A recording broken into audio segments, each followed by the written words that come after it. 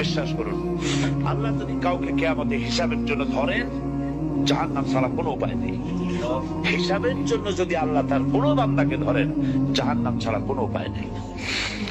সেই জন্য আল্লাহর কাছে এই দোয়া করতে হবে, আল্লাহ পাক তুমি আমার হিসাব নিবা না, আমাকে ক্ষমা করে দিও। তুমি যদি কিয়ামতের দিন আমাকে প্রশ্ন করো যে যৌবন কাটাইছো কোন পথে, আমি তো যৌবন তোমার পথ রাখি নাই,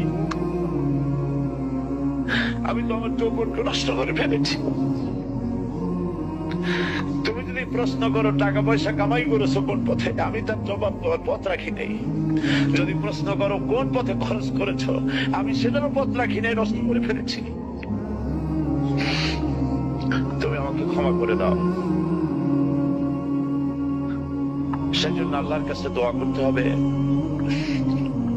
ربنا آتنا في الدنيا حسنة وفي الآخرة حسنة وقنا عذاب النار وادخلنا الجنة مع الأبرار وادخلنا الجنة بغير حساب।